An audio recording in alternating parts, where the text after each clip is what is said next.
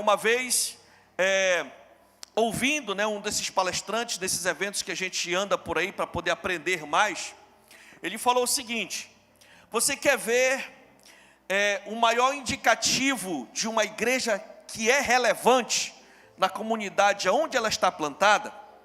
É se você chegar com qualquer pessoa que mora perto da igreja e perguntar para essa pessoa, que seja da igreja ou não, perguntasse para ela: escute, se essa igreja fechasse a porta hoje, ela ia fazer falta para cá, para essa comunidade? Se essa pessoa responder: rapaz, olha lá, olha, se fechasse essa igreja aí, ela ia fazer falta sim. Que esse pessoal aí, eles fazem isso, trabalham assim, ajudam assim, olha, um dia assim e tal, aconteceu um projeto, eles estavam aqui. Então, se essa igreja fechar a porta, ela realmente vai fazer falta aqui na comunidade onde ela está, no bairro onde ela está, na cidade onde ela está. Ela vai fazer falta. Então, se ela faz falta, é porque ela é relevante. O trabalho que aquela igreja desenvolve realmente é importante para a população, Agora, se a pessoa chegar e perguntasse assim: se essa igreja fechasse hoje, ela ia fazer falta? Que igreja? Aquela Olha, eu acho que não, porque... Vocês estão me entendendo? Então, quando a gente recebe esses convites, a gente entende como um indicativo positivo de o que a gente está fazendo aqui tem uma certa importância para a comunidade, tem uma certa importância para a população. E esse é o papel da igreja: ser relevante nos valores que a igreja desenvolve, naquilo que ela faz. E hoje nós vamos falar um pouco sobre esse assunto. Eu tenho certeza que você veio aqui principalmente para que Deus possa acrescentar algo na sua vida pessoal e particular. E na grande maioria das vezes, nós falamos realmente sobre algo individual, pessoa a pessoa, na grande maioria das vezes. Mas hoje, nós vamos falar um pouco sobre igreja, sobre o corpo de Cristo, sobre aquilo que a igreja precisa ser nessa terra. E a Bíblia diz que a igreja somos nós,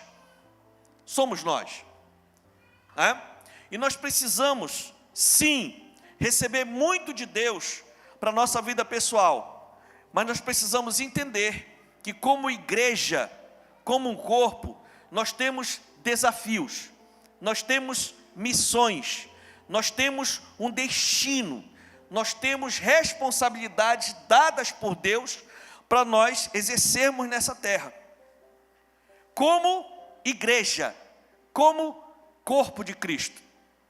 Então hoje nós vamos falar algo sobre o coletivo, e eu não tenho dúvidas de que Deus também vai ministrar muito profundamente no seu coração. Aquilo que você veio buscar, o Senhor vai lhe entregar. Mas é impressionante como o inimigo deturpa muitos conceitos. Se você for olhar na palavra de Deus, você vai ver que o contexto da palavra é sempre no coletivo. O contexto da palavra sempre busca a gente a viver em família, ou seja, em comum unidade. Sempre no coletivo, o tempo todo. Se você for olhar, por quê? Porque o reino de Deus é composto por pessoas. E é impressionante que às vezes as pessoas dizem assim, geralmente num contexto já querendo deturpar um pouco o conceito do reino de Deus. Assim, olha, eu não preciso fazer parte de nenhuma comunidade, eu não preciso congregar em nenhuma igreja, eu não preciso ter compromisso com nenhum povo local, porque eu sou de Cristo, eu sou a igreja.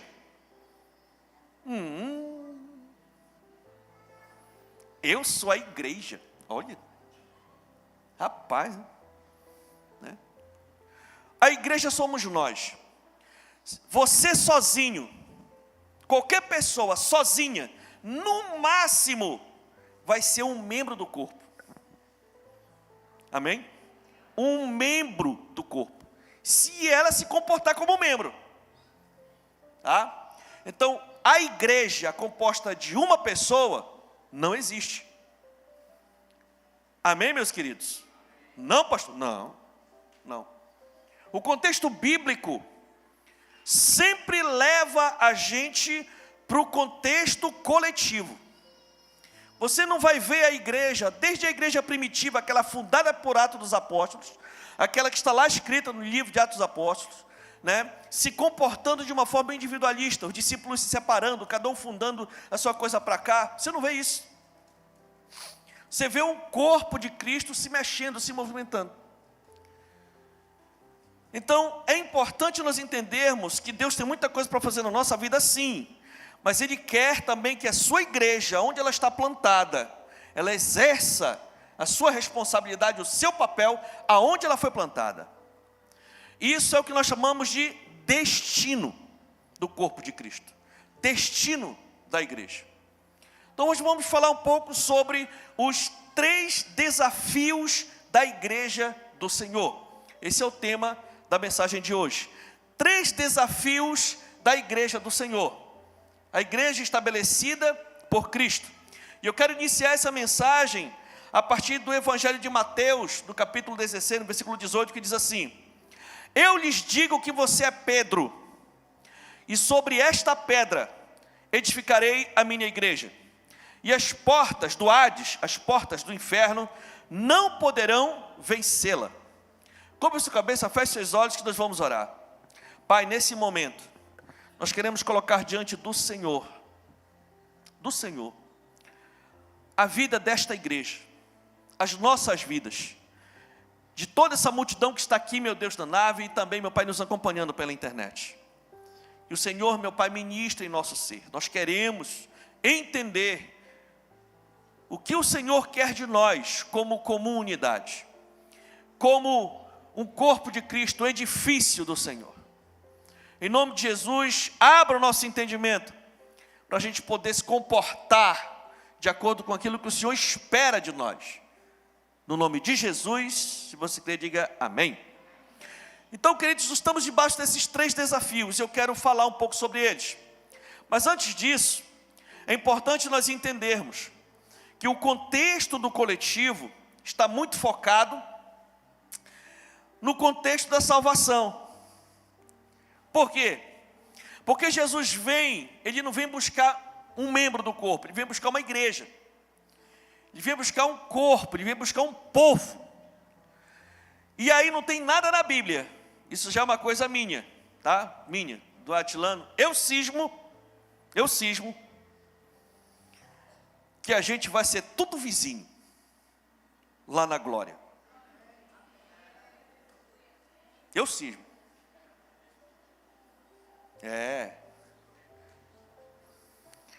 Meu Deus,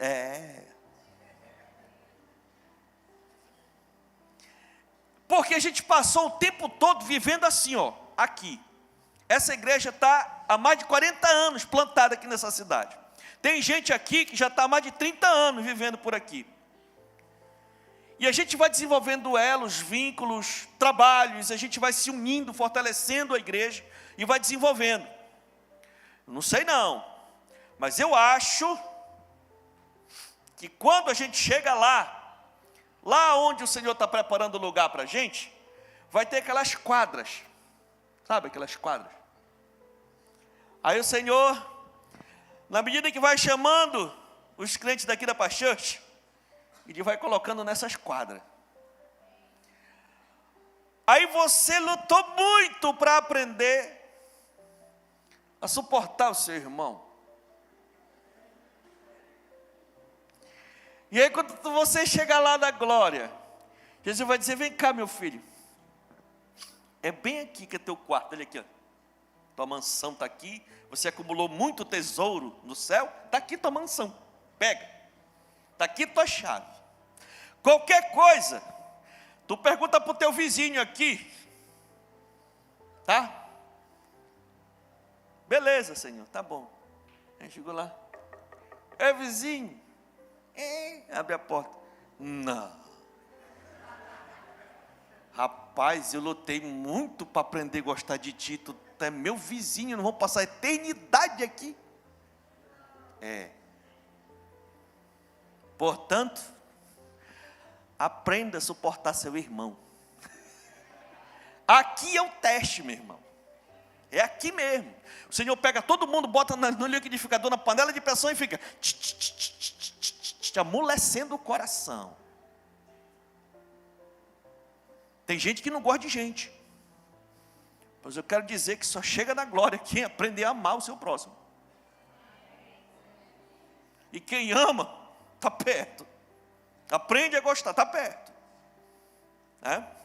Então, eu tenho essa cisma. Né? Então, se é assim, bora se esforçar, pedir ajuda do Espírito Santo, para a gente poder realmente aprender a viver num contexto. Sabe, aprender, como diz a Bíblia, a suportar uns aos outros. Tanto no sentido real da palavra, porque o sentido real da palavra não é a gente suportar no sentido de aguentar o outro irmão, não. Essa palavra está no sentido de dar suporte.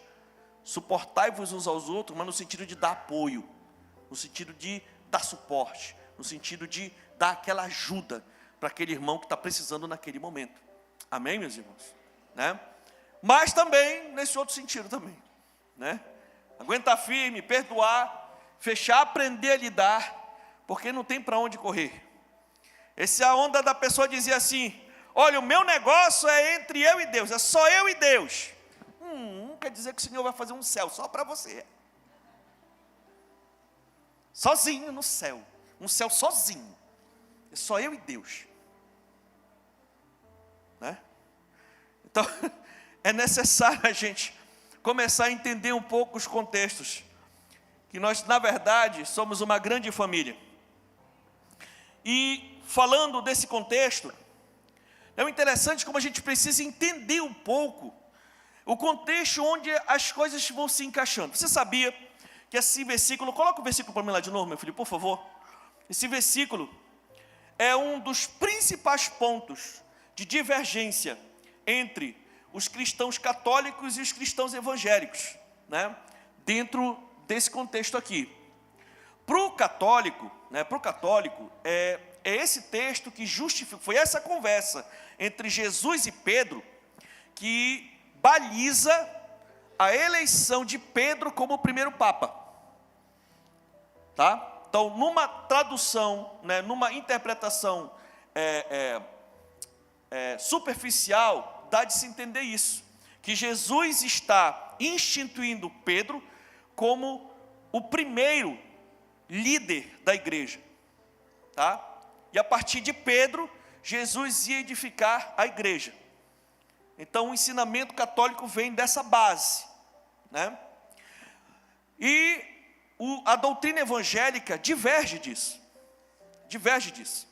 tá?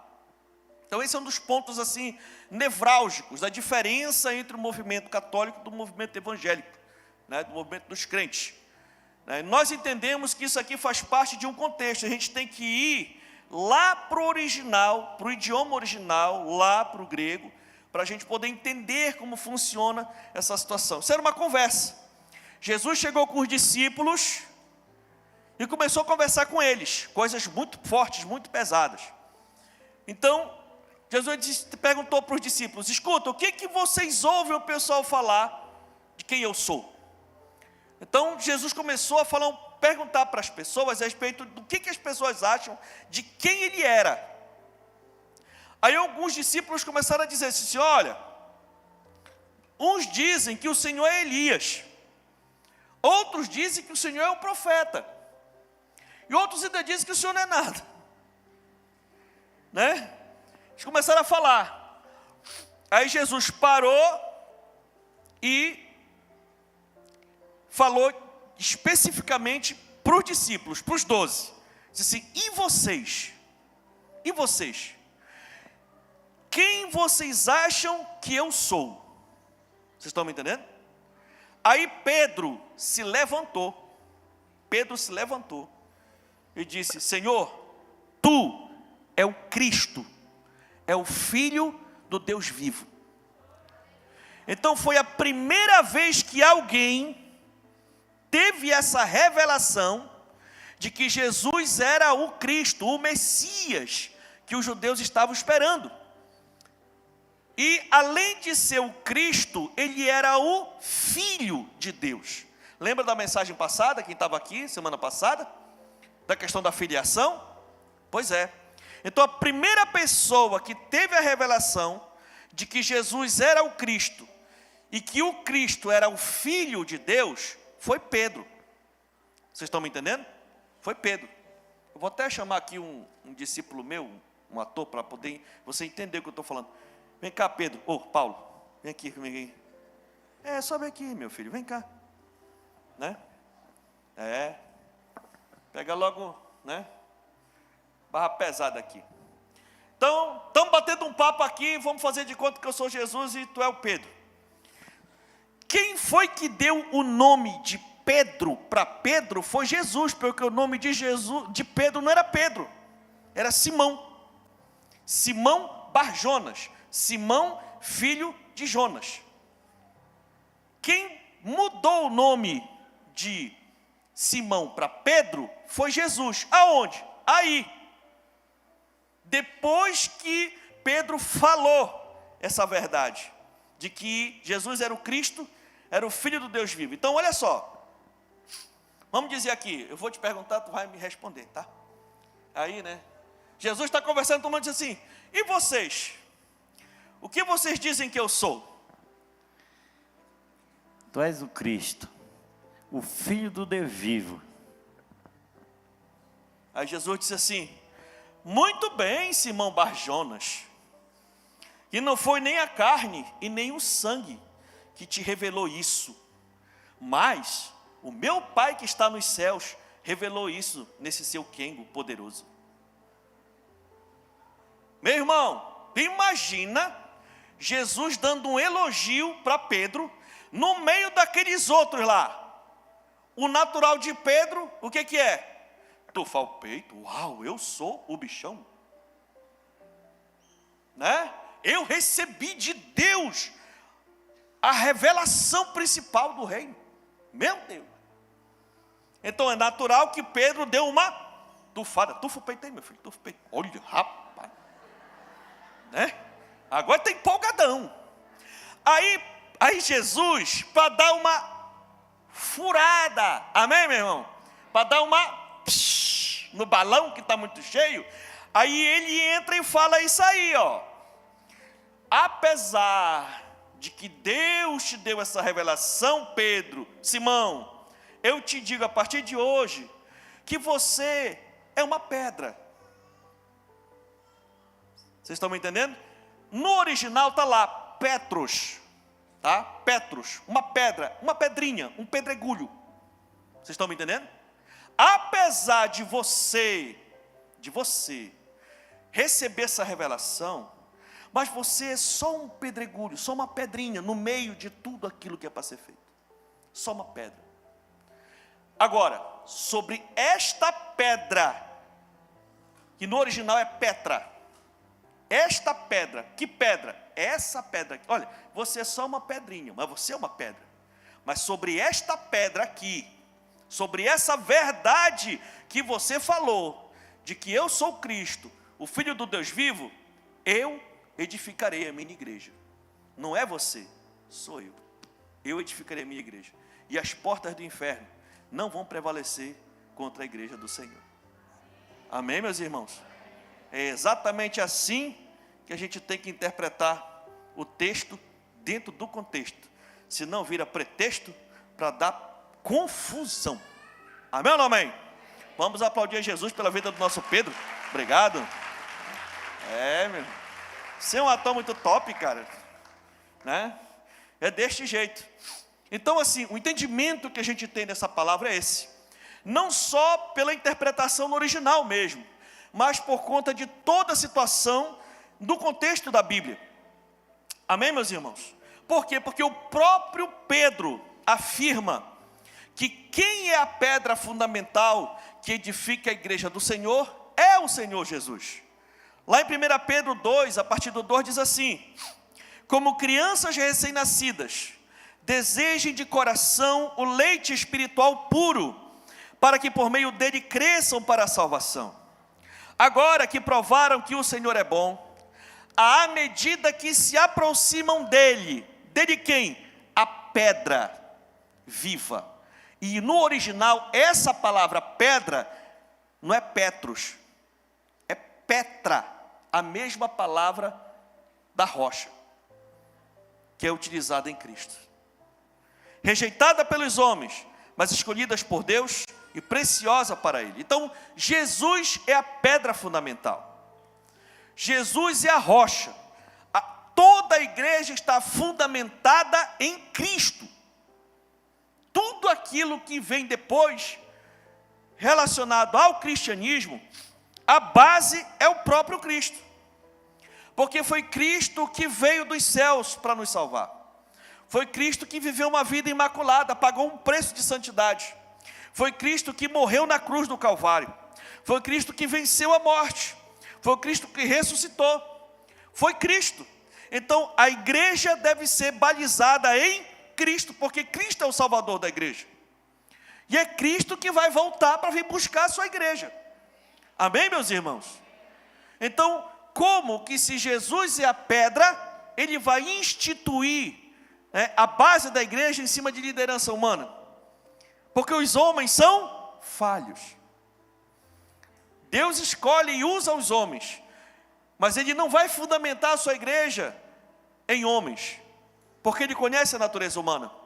Então Ele fundamenta a sua igreja nele mesmo, e usa os homens, mesmo sabendo das suas limitações. Mas quem é o dono da igreja é Cristo, e homem nenhum pode tirar essa autoridade dele. Amém, meus irmãos? Glória a Deus por isso, né, meus irmãos? Essa pedra fundamental, essa rocha fundamental, é a mesma pedra que Daniel viu para estabelecer o reino de Deus na terra. No livro de Daniel, ele teve, o imperador teve um sonho, e ele viu uma grande estátua, com vários tipos de metais, e veio uma pedra do alto, e deu no pé da estátua, que espedaçou a estátua, e essa pedra ficou fincada no lugar da estátua, e essa pedra foi crescendo, crescendo, crescendo, até se transformar num grande monte. Aí o rei acordou. Daniel veio e interpretou o sonho e disse que aquela pedra vinha para fundar um novo reino, e esse reino durará para sempre.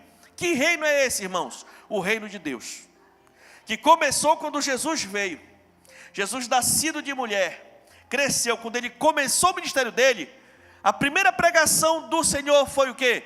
Arrependam-se, porque chegou o reino de Deus. Então, a igreja é fundamentada na pedra, em Jesus. Amém, meus irmãos? Então, resolvida essa situação, nós podemos entender que, pela própria Bíblia, existem expressões de comparação, de relacionamento entre Cristo e a igreja. Cristo, por exemplo, é a pedra, a rocha, o fundamento, e a igreja é um edifício, é uma construção. Por isso que muitas vezes a gente chama a igreja de obra, a obra de Deus. E essa obra só vai parar de crescer, só vai parar de ser construída quando o dono da obra chegar para levar. Amém, meus irmãos? Então, uma outra comparação é que a Bíblia chama de Jesus de noivo e a igreja de noiva, e que está próximo de acontecer um encontro entre o noivo e a noiva. Uma outra comparação também é que diz que Jesus é o sumo pastor e a igreja é composta das ovelhas, e o pastor cuida das ovelhas. Então existe essa relação de conhecimento, de integração, de interação entre Cristo e a sua igreja. Agora, dito isso, é claro que Jesus declarou que as portas do inferno não prevalecerão contra ela, não prevalecerão contra a igreja. As portas das trevas, as portas do maligno, as portas das entidades, não podem prevalecer contra a igreja do Senhor.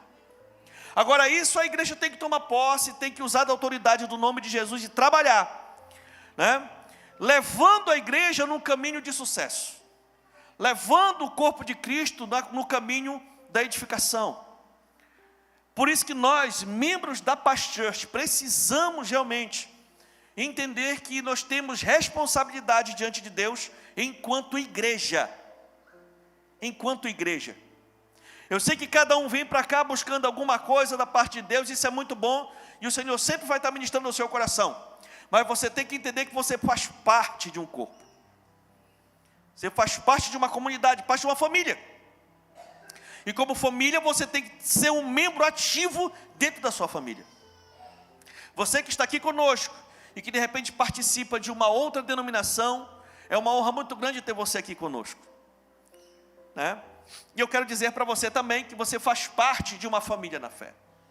E você precisa ser uma pessoa útil aonde o Senhor te plantou. E nós vamos falar um pouco mais sobre isso. Então, para que o reino das trevas não avance sobre a igreja do Senhor, Ele mesmo instituiu 3 grandes desafios para a igreja, os quais precisam ser a meta de trabalho da nossa igreja local, e também para todas as outras denominações em todo o mundo. O primeiro grande desafio que nós precisamos entender, que Deus nos confiou essa responsabilidade, é ganhar os perdidos. Diga comigo, ganhar os perdidos.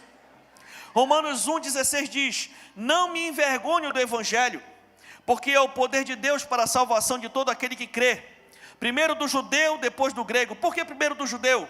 Primeiro do judeu porque Jesus veio para o judeu. O judeu rejeitou, então se estendeu para todos os povos. Então a salvação em Cristo está disponível para todo mundo agora, de qualquer lugar, de qualquer nação, de qualquer tempo.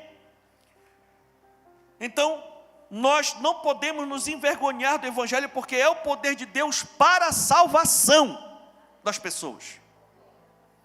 Nós precisamos levar o Evangelho de salvação para as pessoas.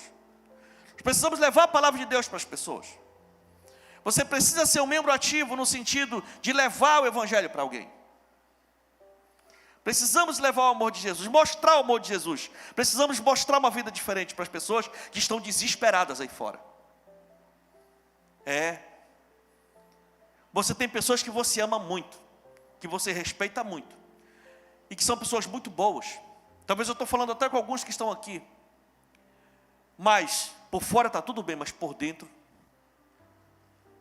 estão desesperadas, estão sem saber o que fazer para poder vencer as suas lutas, resolver suas questões internas, estão sem saída. Só Jesus pode mudar a realidade de qualquer pessoa. Só o Senhor Jesus pode mudar a realidade e pode levar a pessoa para a vida eterna. Só Jesus. Está na nossa mão apresentar esse Jesus para as pessoas. Não está na mão da instituição, não. Está na mão da igreja. E a igreja somos nós. Todos nós temos essa responsabilidade, de um jeito ou de outro, de apresentar Jesus para as pessoas. Então o grande desafio da igreja é ganhar almas perdidas, levar o Evangelho a todas as pessoas, como Jesus ordenou. E é uma ordem. Lá no Evangelho de Marcos, capítulo 16, versículo 15, é claro. Ele diz: e disse-lhes, vão pelo mundo todo. Vão pelo mundo todo e preguem o Evangelho a todas as pessoas. Vão pelo mundo todo e preguem o Evangelho a todas as pessoas. Então essa é a ordem, o desafio que o Senhor nos chamou para executar. Levar a palavra para o nosso amigo, para o nosso vizinho, para os nossos colegas de trabalho, para as pessoas que nós amamos e respeitamos, até para aquelas pessoas que são usadas pelo inimigo para tirar a nossa paz. Precisamos levar Jesus para as pessoas. Então, queridos, olhando para o nosso contexto aqui, para que você entenda, as células, os ministérios, os missionários e todos os demais irmãos da nossa igreja devem focar seus trabalhos nos que ainda não têm Jesus, naqueles que estão precisando de aprisco. Nós precisamos olhar para as pessoas que acham que conhecem Jesus. A grande maioria das pessoas da nossa cidade, pelo fato de toda a sociedade ser muito catequizada, então a gente já nasce dentro de uma cultura, né, cristianizada. E muitas pessoas acham que conhecem Cristo, porque já ouviram falar das coisas, já participaram de muita situação, já, né, e tudo, e temem a Deus, respeitam a Deus e tudo. Então, por conta disso, elas estão no engano, achando que já tem Jesus, achando que já receberam Cristo. Deus diz assim: não, mas eu já tenho Jesus desde quando eu nasci. Né? Quem fala assim, é o que ela crê, e a gente respeita, mas não é o que a Bíblia diz. Então, é muito importante as pessoas conhecerem de fato a Jesus. E só tem como conhecer uma pessoa de fato se nós tivermos um relacionamento com ela. E olha, mesmo convivendo, meu irmão, você que é casado, casada, sabe do que eu estou falando. Mesmo convivendo, depois de muitos anos, rapaz, todo esse tempo eu não sabia que tu não gostava disso. É verdade ou não? Pois é. Acha que conhece, mas não conhece tudo. Do mesmo jeito é o nosso Deus, meus irmãos. Sabe, quem tem Jesus, de fato, é quem conhece Cristo, quem o recebeu e procura ter um relacionamento com Ele. Por isso que é importante a gente ter esse entendimento. Então, meus irmãos, nós priorizamos as almas que ainda não receberam Jesus. E eu desafio mesmo e encorajo a todos a clamarem ao Senhor Jesus, para trabalharem, para ganharem almas, ganharem pessoas para Jesus. Você que já é cristão maduro, consolidado na fé, quantas pessoas você já apresentou Jesus esse ano? Quantas pessoas você chegou com a pessoa e evangelizou a pessoa? Porque isso não é uma responsabilidade só de um ou de outro, não, meus irmãos. O Senhor conta conosco. Por isso que nós trabalhamos, sabe, de uma ponta, de uma forma ou de outra, tudo que nós fazemos nessa igreja, de uma forma direta ou indireta, lá na ponta tem relação a ganhar pessoas. Trabalhamos demais.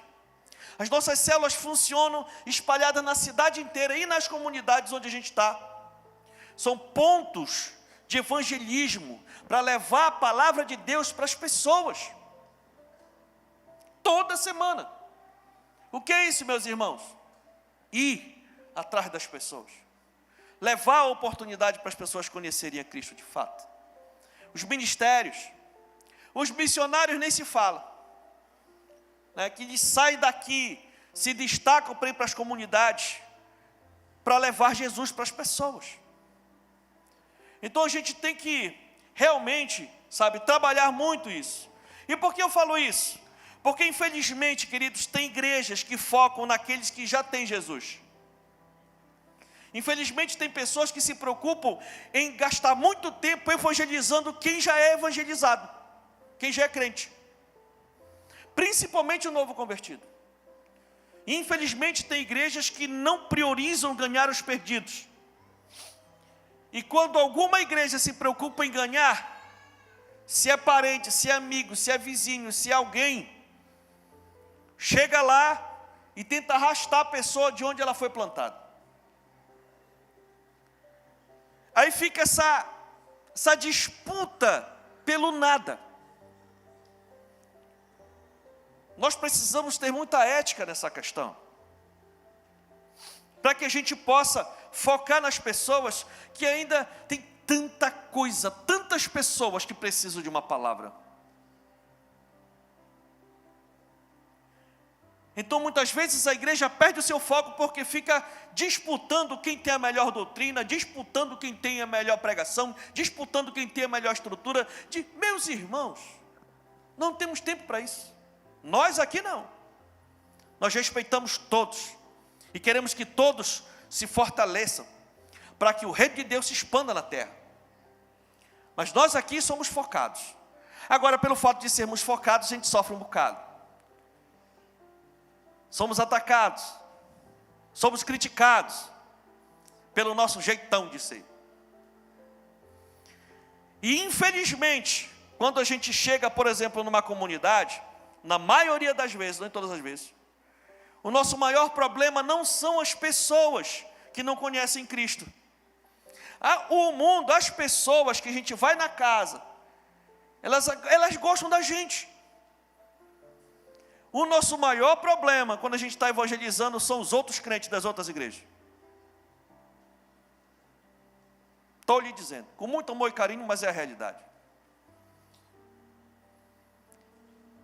Aí a gente vai lá e trabalha na vida daquela pessoa e tudo e tal, e vai aqui e tudo, e sai daqui, sai, vai, e é dinheiro e tempo e tudo e tal. Aí quando a pessoa converte, quando ela recebe Jesus, no mesmo dia ou no outro dia aparece um primo, entendeu? Um amigo de uma outra denominação, escuta, é verdade mesmo que tu aceitou Jesus? Foi, rapaz, assim e tal, o pessoal lá da célula, lá do culto da igreja da paz. Da onde? Não, eu não vou aceitar tu entrar nesse negócio aí não. Bora, pode vir para cá. Não, mas não, pode vir para cá. Vai lá, despeja, tirar o teu nome lá do caderno e vem para cá, porque tu vai para cá que é a igreja. Né?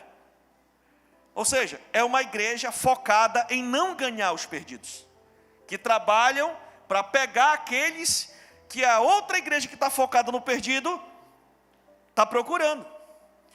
O que acontece? Como aquela igreja não gerou, quando a pessoa vai para lá, não sabe cuidar dela, com o tempo ela sai da presença de Deus, e aquela pessoa que fez a cabeça dela para sair daqui, não vai atrás dela, deixa ela para lá.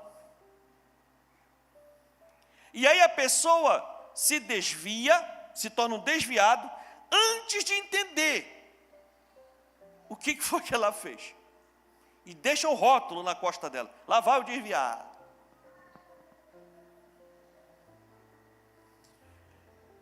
Esse é um problema.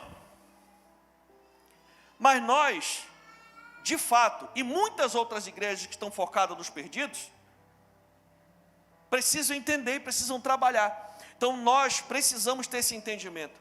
Precisamos focar nas pessoas, sabe, queridos, que não tem Jesus. Então esse é o primeiro desafio que nós precisamos focar.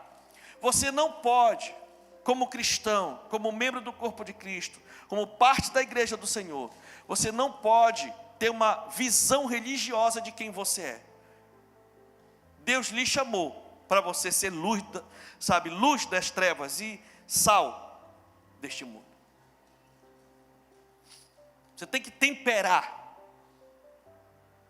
esse mundo que está muito sem graça. Muito sem graça. Né? Então, meus queridos, o segundo grande desafio da igreja do Senhor, além de ganhar os perdidos, é consolidar as vidas. As vidas que o Senhor chamou. Primeiro é a gente ir atrás da pessoa. E a feita que a pessoa entendeu, agora temos a outro desafio, outra prioridade, que é o quê? Consolidar essa pessoa. Consolidar as vidas. O interessante que Jesus, depois de todo um autotratamento com Pedro, chamou, já depois de ressurreto, e foi ter uma conversa de pé de orelha com ele. Isso está lá em João 21, a partir do 15. Depois de comerem, Jesus perguntou a Simão Pedro: Simão, filho de João, você me ama realmente mais do que estes? Disse ele: sim, Senhor, tu sabes que te amo. Disse Jesus: cuide dos meus cordeiros.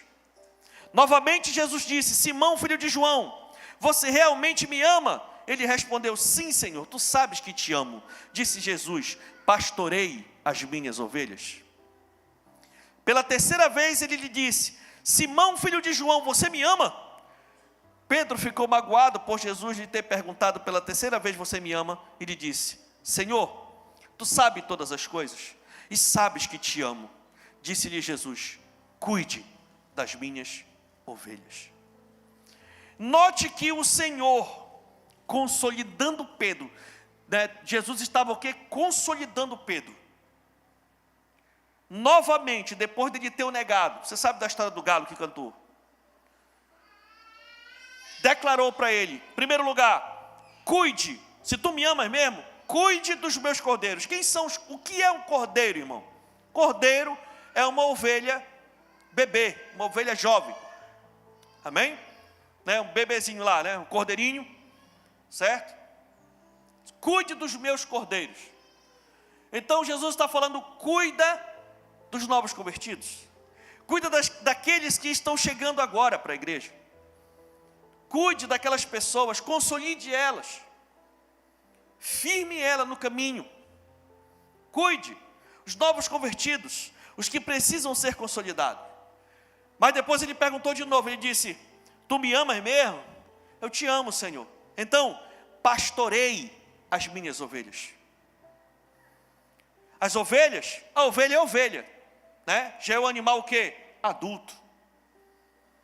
São aqueles que já estão na igreja há um tempo, já estão trabalhando, são os discípulos, já não é qualquer coisa mais que derruba, porque está consolidado, está firmado, está procurando realmente viver uma vida segundo o modelo de Cristo.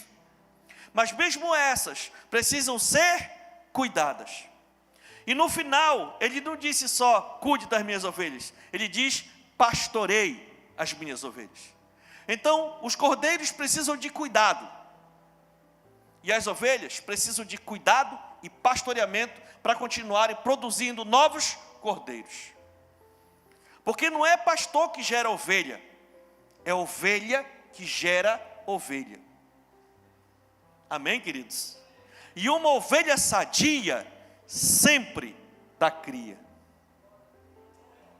Sempre dá cria. Então a responsabilidade é nossa. Eu sou pastor, mas antes de ser pastor, eu sou ovelha. E eu preciso ser cuidado, eu preciso ser pastoreado, para eu poder estar produzindo novas ovelhas para o Senhor. E como ovelha mais velha, eu tenho que cuidar de outras ovelhas que estão chegando agora. E saindo da Bíblia, aí já entra na minha axiologia de novo, tem uma outra categoria. Aqui a palavra fala do cordeiro e da ovelha. Eu já entro com uma outra categoria, que é a ovelha. A ovelha é a ovelha velha. É aquela ovelha que já está há muito tempo no Evangelho. É aquela ovelha que já tem décadas e décadas e décadas servindo ao Senhor. Eu não estou falando de idade, estou falando de tempo servindo ao Senhor. Estou falando dos anciãos da igreja. Estou falando, por exemplo, na nossa igreja tem mais de 40 anos.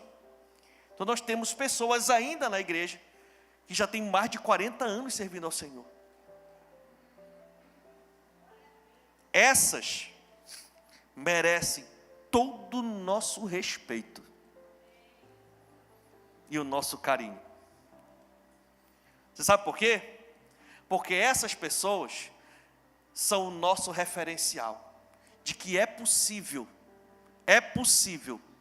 servir ao Senhor por longos anos, décadas, muitas vezes na mesma igreja.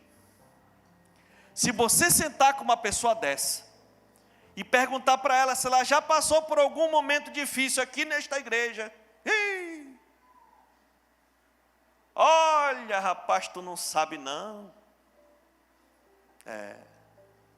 Já aconteceu tanta coisa, e elas podem falar para você e dizer para você motivos claros, motivos justos, que justificassem elas saírem da igreja, mas elas não saíram. Por quê? Porque elas fizeram uma aliança com o Senhor. Elas estão balizadas, elas estão fincadas na rocha. E é por isso que nós precisamos respeitá-las, honrá-las. Muitas lideram, mas outras não. São pessoas que estão, mas merecem todo o nosso respeito. todo o nosso carinho. E você que está nessa vibe, se classificando nessa categoria aí, eu quero dizer para você que você é a nossa inspiração. Você é a nossa referência. É por conta de você que a gente continua caminhando e trabalhando. Porque você mostra para a gente que é possível a gente servir ao Senhor por longas e longas e longas datas até o Senhor voltar. Então sintam-se honrados e homenageados. Esse é o legado que transforma. Esse é uma herança que a nossa igreja já tem para a glória de Deus. Amém ou não amém? Aplauda Jesus porque Ele é muito bom. Aleluia!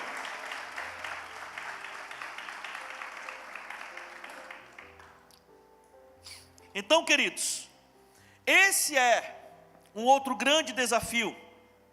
É fazer com os que recebem Jesus permanecerem nos caminhos de Deus.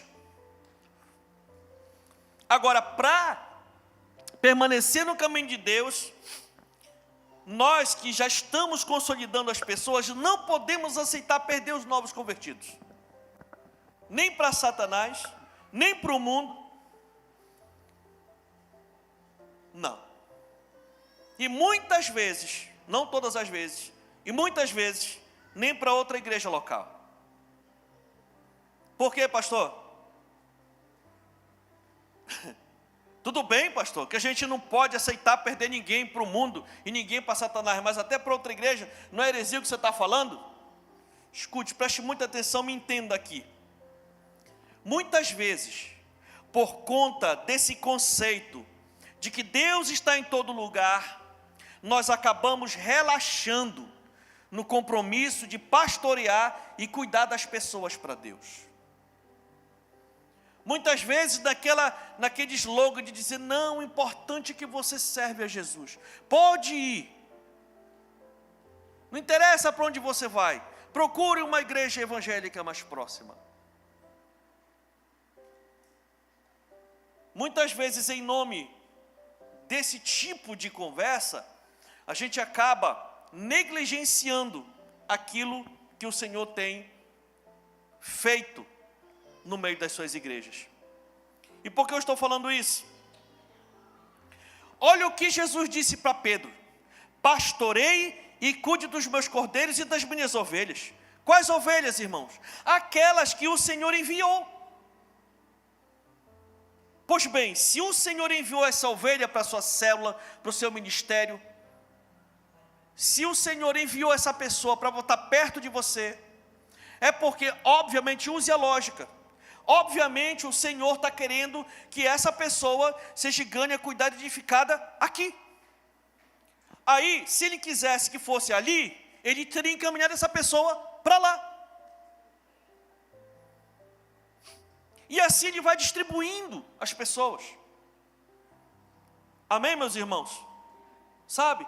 Então, é desejo de Deus que essa pessoa cresça, se consolide, gere frutos para Ele debaixo dos seus cuidados. Então, se o Senhor quisesse que a ovelha fosse cuidada em outro lugar, Ele teria levado a ovelha para receber Jesus lá, como Ele realmente o faz. Ele vai encaminhando, levando o coração dessa pessoa para lá. Todas as igrejas recebem pessoas para aceitarem Jesus e permanecerem lá.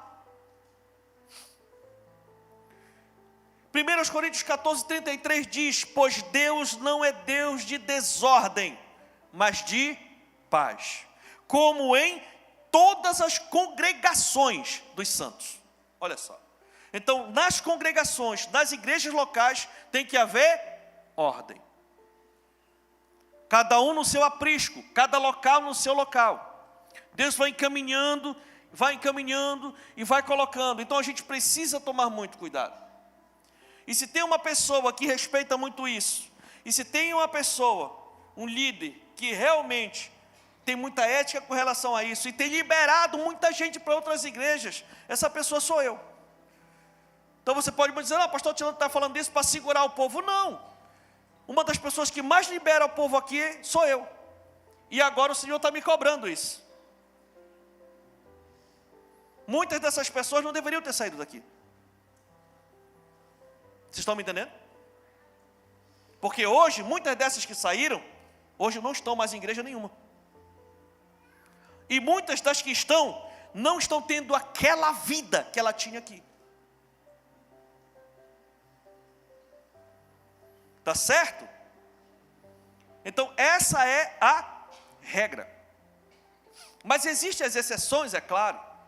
Pastor, tá, então se é assim, tudo bem, mas e eu que estava ali, congreguei aqui, não, existe a regra é essa, mas existem as exceções. Por quê? Porque é Deus que trabalha, é o Espírito Santo, é Jesus que consolida as pessoas, né? Mas já aconteceu muito, da pessoa ser chamada para cá para a igreja, a gente cuida e tal, a pessoa cresce, né, serve ao Senhor e tudo e tal, né, e tudo mais, e está bem na igreja e tudo no auge do serviço. Aí de repente a gente está num evento fora daqui, numa marcha para Jesus dessa, por exemplo, lá em Oriximiná. Vou pegar aqui o exemplo de uma irmã, de repente a irmã está lá e tal, né, e tudo. Aí de repente chega o varão, né? Oi, Pai do Senhor, varoa. A irmã se espanta. Pô! Já era, mano. Já era. Daqui com poucos dias chega, pastor, quero falar com o senhor. Eu estou gostando de um rapaz. É mesmo? Estou gostando de um rapaz. Quem é esse rapaz? Ele não é da igreja, ele é de outra igreja. Minha filha, pelo amor, é sério, é sério. Aí começa e vai, deixa e torna, e como é que é, e tudo, e chama, e lida, e não sei o que. É assim que a gente trata. Vai tudo, e ora e tal, e ajeita para cá, para lá. É isso mesmo? Não, não vai desviar não, tudo, e vai. Beleza? Então tá, pega aí, abençoa, e libera, e vai. Já foi muitas daqui. Muitas. Que até hoje eu choro. Porque são pessoas tão preciosas para o Senhor. E nos ajudaram tanto nessa igreja. Tanto. Mas estão lá. Então não é uma palavra de quem não libera ninguém. Não é a palavra de não, pelo contrário. Vocês estão me entendendo? Mas a gente precisa tomar muito cuidado com isso. Porque Deus é um Deus de ordem. Ordem. Sabe, queridos? Então, nós precisamos ter essa ideia de que Jesus envia cada ovelha para ser cuidada, pastoreada, que ela cresça, que ela frutifique para Deus num aprisco específico. E para quê, pastor? Para que a igreja não entre em confusão. Porque infelizmente é o que tem acontecido muito. Muita confusão no meio da igreja. Muitas vezes porque as pessoas não são éticas. E você quer saber de uma coisa? Nós não vamos ganhar todos os obedientes para Jesus, não. Deus já separou as pessoas que vão congregar conosco aqui. Assim como Deus já separou as pessoas que vão congregar em cada uma das outras igrejas. Você sabe por quê? Porque ninguém é diferente. Ninguém é diferente. E as igrejas realmente têm usos e costumes muito estranhos. Muito estranho. E estranha mesmo, né? Tem igrejas evangélicas, por exemplo, que não permitem que as irmãs se depilem. Não pode depilar nada. Não pode cortar o cabelo? Não pode cortar o cabelo. Cortou o cabelo, disciplina de 140 dias. É sério, estou brincando não. Né? Agora, por outro lado, né? Aquela questão, né? Se o pastor não subir de paletó, o poder de Deus não vem. Para você pode até ser estranho, mas para quem congrega lá é daquele jeito lá que Deus vai fazer. É contato de fé. Você está me entendendo? Então nós temos que respeitar. Amém, meus irmãos? Né? Então temos que entender que existem realmente pessoas que trabalho diferenciado na coisa. Há muitos anos atrás, eu ainda morava em Santarém, era novo convertido. Fui pegar o ônibus, 12:30 para ir para a faculdade. Era raro eu pegar ônibus. Nesse dia eu fui pegar o ônibus, 12:30, lá na Avenida Rui Barbosa. Era setembrozão assim, pesado. Mas o asfalto chega a fazer assim. Quente, quente, quente. E eu pisando. Quando eu cheguei no ônibus, né, na parada do ônibus, tinha só um cidadão lá, um outro jovem também, de 20 e poucos anos, estava lá. Também tinha acabado de chegar, tinha andado um bocado. Calçona de linho, passada na goma. Na goma. Né? A camisa aqui, ó. Bem aqui. Gravata. Lavado de suor. O suor já estava pegando por aqui, assim, já estando na calça, né? Pá, quando eu olhei, e eu estava agoniado. E quando eu olhei, eu digo, meu Deus, esse aí está bem mais do que eu. Aí eu peguei e sentei do lado dele, ele sentado lá. Só arquejando. Aí eu fico olhando, rapaz, será que eu falo com o irmão? É novo convertido, está animado, né? Eu olhei para ele umas 3 vezes assim, sentado, olhei. Aí eu caí, meu irmão, da infelicidade de conversar uma conversa com esse irmão, da pior forma possível. Eu cheguei com ele, ele disse assim: e aí, meu irmão, tá muito quente, né? E ele, do jeito que ele estava, ele ficou.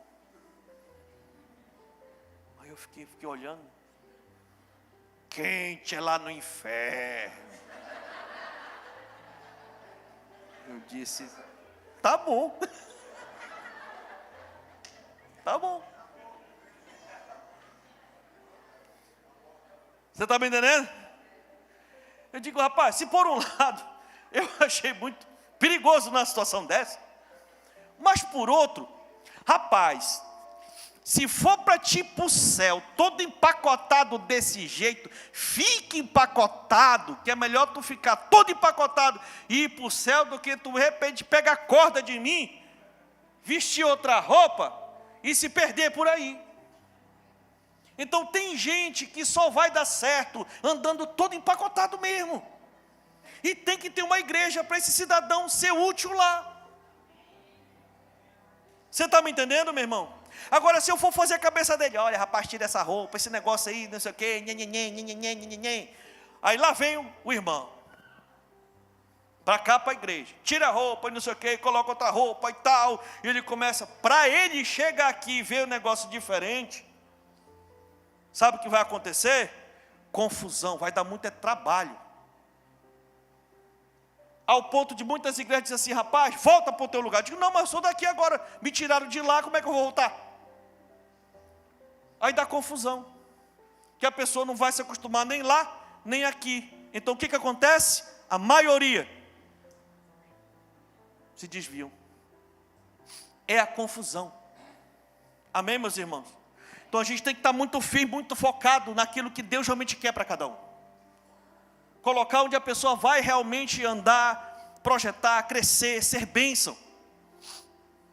Então, Deus tem te plantado no lugar, Ele quer que você floresça lá. E se de repente você tem sentido no seu coração que não é esse o lugar, então precisa trabalhar, porque você precisa chegar o mais rápido possível no lugar onde Deus quer lhe usar. Agora, quando você chegar lá, cresça e frutifique. Porque é assim que o Senhor quer que as igrejas cresçam, frutifiquem, se fortaleçam, uma respeitando a outra, uma respeitando a doutrina, por mais estranha e diferente que seja, porque no final das contas, a igreja é de quem?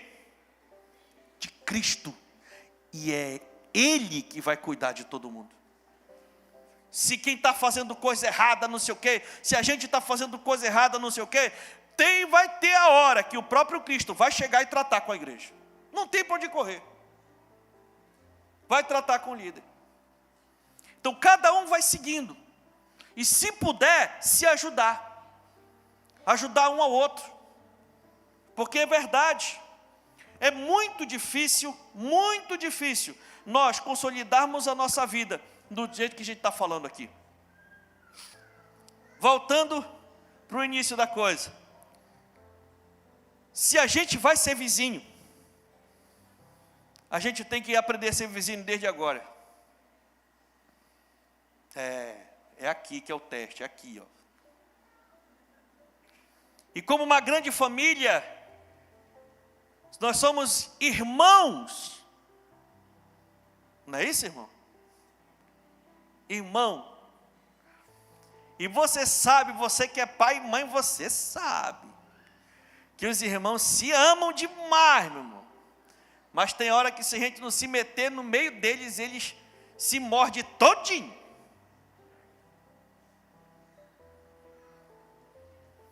Pois é, porque aqui também é do mesmo jeito. Tem hora que um fica bravo com o outro, tem hora que um fica triste com o outro. Não vou mais nisso que tal, e mentei. Volta, vem. Não quer ir para o céu? Vem. E vem te reconciliar com teu irmão, porque lá vai que você seja vizinho.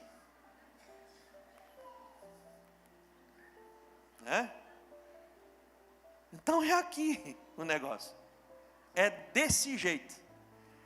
Sabe? Então, nós precisamos resolver nossos conflitos, resolver nossas situações, para a gente poder entender. Pastor, então é muito difícil. Mas é possível. Se a gente atender o terceiro desafio. Qual é o terceiro e último desafio da igreja do Senhor? Levar a todos a estarem na presença de Deus. Só vai ser possível a igreja ganhar os perdidos, consolidar os que têm, se todos forem ensinados e se determinarem a estar na presença de Deus. Porque só um coração cheio do amor de Deus é capaz de perdoar. Só um coração cheio do amor de Deus é capaz de se arrepender. Todo um coração cheio do amor de Deus vai aprender a relevar, vai aprender a olhar com fé, vai poder olhar e vai dizer assim: eu não posso sacrificar uma fase, toda a minha história de vida por uma fase ruim que eu estou passando agora. Você imagina se Davi sacrificasse todo o plano que Deus tinha para a vida dele, se ele decidisse matar Saul dentro da caverna de Adulão. Ali na caverna de Adulão, Davi estava no auge da angústia, no auge da perseguição. E o rei foi lá para dentro, ficou de costa numa posição mais vulnerável possível. E o conselheiro do lado de Davi chegou e disse assim: olha só o que Deus fez. Colocou o teu inimigo na tua mão. É de Deus. Vai lá e resolve.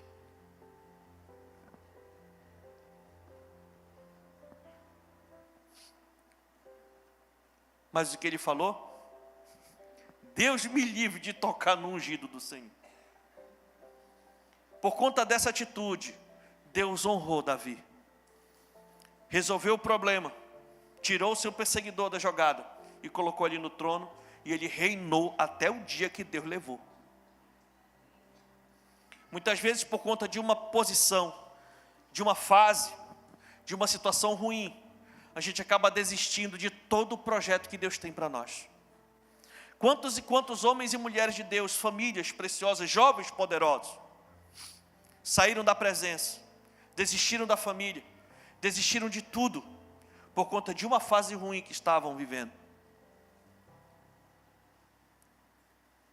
Eu quero dizer para você que Deus tem um propósito da sua vida. Não jogue no lixo todo um futuro que Deus tem para você, por conta de um momento terrível que você está vivendo. Aqueles que suportam, aqueles que aguentam e obedecem o que Deus manda, são honrados por Deus. No lugar da vergonha, vai ser a dupla honra. Portanto, persevere, mantenha-se firme. O propósito de Deus está de pé. Aprenda a perdoar, aprenda a relevar, aprenda a trabalhar, aprenda a aprender com as dificuldades, para você amadurecer. E assim, tomar posse do melhor de Deus para a sua vida. Para isso, tem que andar na presença, tem que ler a palavra, tem que estar em oração, tem que aprender a viver em santidade, tem que guardar um bom testemunho, tem que ser crente de verdade, tem que ser uma pessoa temperada, uma pessoa de caráter ilibado, uma pessoa que possa realmente influenciar as pessoas e mostrar, como a Bíblia diz, exalar o bom perfume de Cristo. E as pessoas vão começar a ser atraídas por esse negócio diferente que tem em você. E assim, você vai conseguir passar e experimentar toda a sua jornada na presença de Deus. Na presença de Deus. Sabe, queridos, é tempo de frutificar para Deus. É tempo de ganhar pessoas para Jesus. É tempo de ajudar no serviço de Deus. É tempo de encontrar um propósito no reino de Deus e seguir nesse propósito até o final da sua jornada. É para isso que o Senhor tem levantado eu e você. Nós nos encontrarmos um propósito e perseverar nele. Então, queridos, a nossa igreja caminha nesses 3 desafios. Que você possa sair daqui bem entendido sobre isso. É comum a maioria das pessoas que aceitam Jesus na Paz Church permanecerem aqui. As que vão para outros ministérios, muitas vezes, não conseguem experimentar o melhor de Deus e as que se desviam, ficam com muita vontade de voltar, porque estão amargando uma vida espiritual frustrada e a tristeza toma de conta do seu homem interior. E nós estamos aqui para ajudar. Não podemos perder o foco. Trabalhe focando em ganhar as pessoas que visitam a sua casa, que entram em contato com você no seu trabalho, que no seu departamento, no seu setor, até mesmo no seu emprego, no seu estabelecimento, no seu negócio, você possa de alguma forma ter uma estratégia para levar uma palavra, pelo menos algo dizendo assim: ei, Jesus te ama. E nós possamos influenciar as pessoas a chegarem para perto de Deus. E se elas chegarem, cuide das que estão, discipule aquelas que foram chamadas por Deus para lhe ajudar na multiplicação. Nós temos uma responsabilidade como igreja e não podemos desviar o nosso foco. Tem muita gente, e a gente está trabalhando para isso. Toda a nossa estrutura está sendo melhorada. Estamos ampliando. Daqui a pouco vamos ter que colocar mais cadeiras aqui. Porque aquelas pessoas que você ama tanto, pessoas boas, honradas, pessoas trabalhadoras, pessoas que querem realmente Jesus, só que não sabem, essas pessoas, você vai ganhar para Jesus para elas. Você vai trazer essas pessoas para cá. Deus vai lhe usar. Para naquele grande dia, quando você for prestar contas, você vai dizer: Senhor, me perdoe, eu não fiz o suficiente. Mas eu também não vim de mãos vazias. Está aqui, ó. O Senhor me usou. Está aqui, Senhor. Sabe, meus irmãos, essa igreja caminha debaixo desse propósito. E nós não temos mais tempo a perder. O nosso Senhor está às portas. Daqui a pouco tempo Ele está voltando para vir buscar a sua igreja. Então nós precisamos intensificar. Eu quero lançar um desafio para você. Se una comigo nesse desafio. 3 pessoas que não conhecem a Cristo. Pegue esses nomes dessas pessoas e comece a orar por elas todo dia. Pelo menos 5 minutos. Coloque essas pessoas na presença de Deus. Não precisa você fazer nada com elas agora. Só coloque elas em oração. E você vai me dizer se o Espírito Santo não vai começar a trabalhar na vida delas. Se nós amamos ao Senhor, precisamos frutificar para Deus. Se engaje nesse projeto comigo. E você vai ver o Senhor lhe usando para alcançar muita gente. Muita gente. Porque esse Jesus que você já conhece, ele precisa ser compartilhado com outras pessoas que você ama. Então nós não podemos ser negligentes com isso. Precisamos fazer a obra de Deus. Amém ou não amém? Fique de pé no nome de Jesus e aplauda ao Senhor, porque Ele é muito bom.